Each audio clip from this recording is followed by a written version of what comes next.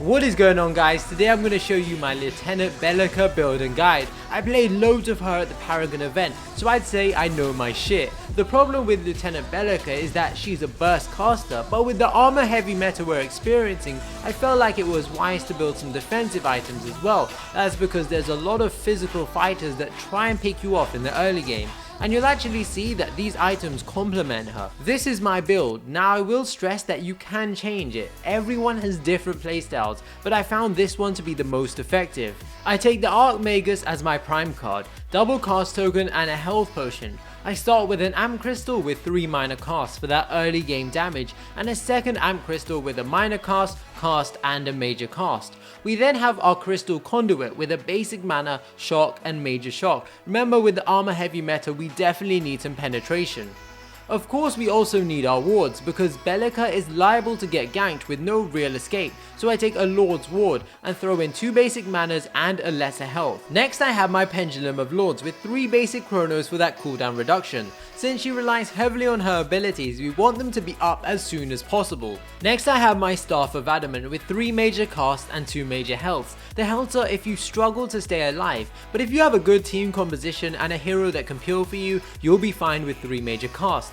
Our final 2 cards are 2 defensive items, but they give us a nice amount of cooldown reduction as well. We have our Etherweave mesh with 2 greater barriers and a barrier, and our quantum casing with 2 greater guards and a guard.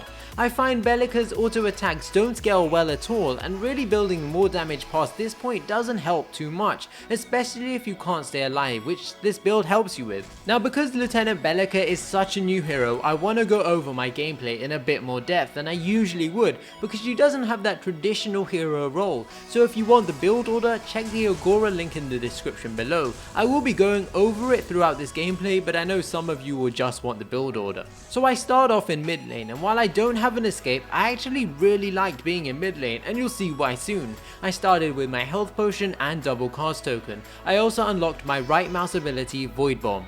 You'll have to ignore some of the abilities that I use because I'm just playing around and getting a feel for how much damage they do. I focus last hitting as much as possible, and it's definitely easier with the 2 cast tokens. I will say that in hindsight, it might be better to get the knock-up ability first, since you don't ever want to use your abilities to push a wave so early on. Now, early aggression is definitely the key at the moment, so Chimera jumps onto Iggy and I head on over there to help him out. I don't want Iggy to get back to the tower, so I use my knock-up and throw my Void Bomb, which does a huge amount of damage and allows us to secure the kill.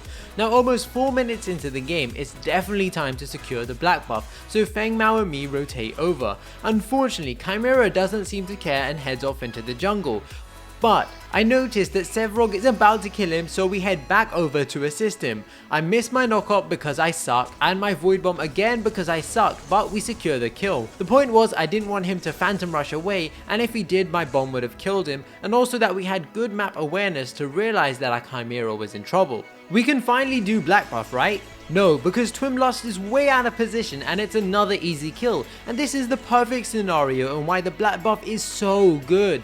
Feng Mao goes from the front and I attack from behind. I line my knock-up perfectly and Twinblast has no place to go as we finish him off. Immediately we go for the black buff so that we can push the left tower. Once we secure the black buff, it's basically a free tower as we take down the first tower at 6 minutes into the game. Usually I would say don't push further after you take a tower because it's likely that the enemy team are rotating towards you, but because there are 2 right and 1 just backed, we are fine to continue pushing. I land my knock-up on Twinblast, allowing my allies to catch up to him, and we get our second kill of the game. I return to base with 9 card points to spend, so I grab my amp crystal with 3 minor casts and that all important Lord's Ward. This is why I really enjoy Lieutenant Belica. I'm able to rotate freely, to pick up kills, or to push or defend an objective. I constantly do black buff when it's up, that's every 4 minutes, and that's something you should always be doing. Once we take black buff, we push the middle tower now, and it's so easy to take down with the extra damage. I throw down my Void Drain to drain Iggy's mana in case I need to ult him, and my Void Bomb to clear minions, but fortunately Chimera takes Iggy out. We get a bit too greedy and the enemy team collapse in on us as we continue to push towards their tier 2. Our Twin Blast gets deleted, but I use my ultimate on Chimera, which is pretty weak, but it's enough combined with my Void Bomb to secure the kill. I help my allied Chimera out and we get a 2-for-1 exchange and a tower, so I'd call that a success, but like you saw, it's very risky to continue pushing a tower if you don't have vision of the enemy team, and that's something we should have been aware of. We begin to siege the right tier 1 tower as Chimera leaps onto Iggy and lands a huge cull. Our Murdoch also snipes, and as soon as Iggy uses his ultimate, I fire my ultimate to finish him off, dealing a massive 517 damage. Only 11 minutes into the game is huge. We also managed to kill Iggy, the only hero that can really clear the minions quick enough under tower, giving us a better chance of taking this tower. However, my team decide against it. I back with 6 card points to spend and decide to finish my Lord's Ward for some extra mana and health, and then I begin work on my second Amp Crystal. Lieutenant Belica is such a versatile hero, great at clearing waves, does a huge amount of disruption in team fights with her knock-up and the mana drain, and her ultimate does a crazy amount of damage if you choose the right target. Iggy has pushed too far up on the right lane, and so it's only right we punish him as Feng Mao comes in for the gank. I throw down my Void Drone to drain his mana, but once he uses his ultimate, I fire off my ultimate to finish him off, doing almost 800 damage and leaving him with no chance of surviving. I racked up another 9 card points, so it's back to the card shop. I finish off my second Amp Crystal and throw in my Etherweave Mesh to help deal with Iggy and avoid being ulted to death by the enemy Belica. In hindsight, I should have gone physical first, but we did fine in the end.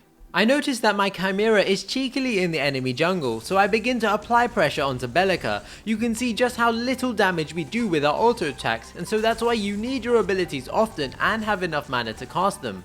We continue to push up to their tier 2 tower where I get incredibly greedy and chase Iggy. Standing in his turrets I ult him, but unfortunately I die as well. This is probably something you want to avoid, but I'm greedy, sue me.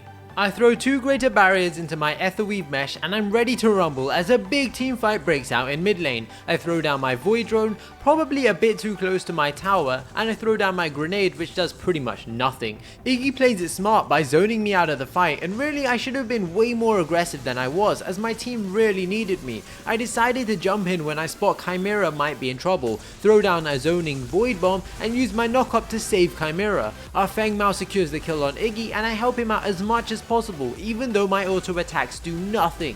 Chimera jumps back in and I'm not really sure if my ult will kill either of these two.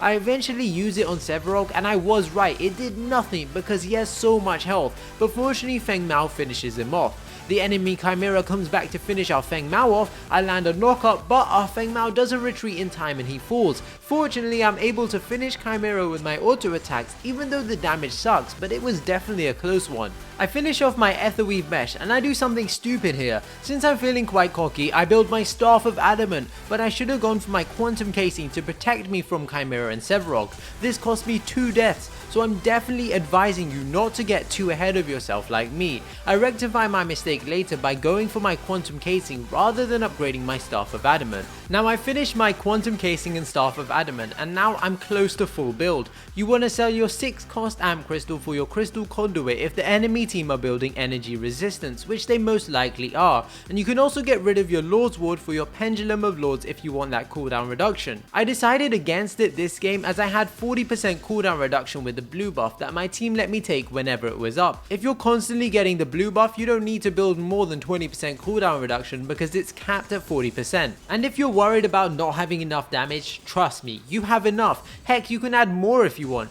This is just how I like to build her, but as we spot the enemy team doing Orb Prime, we jump in and engage. I throw down a grenade and begin draining the enemy team's mana. Yes, our auto attacks do shit all, but that's really gonna happen regardless of how much damage you build. I land a knock up, throw down another Void Bomb thanks to that 40% CDR, and hell no am I letting Iggy get away as I ult him for 1118 damage to obliterate the poor bastard. And when I did this, I wasn't even at full build. My Staff of Adamant didn't have the 3 major casts. I can't even imagine the destruction as 60 card points. I hope you guys enjoyed this build. Let me know how you get on with Belica in the description below, or how you like building her. I'm thinking I might try an all glass build in the future. Smash that thumbs up button and I'll see you guys soon. Dude, fuck this game. Dude, literally like, fuck this game. Fuck RNGesus.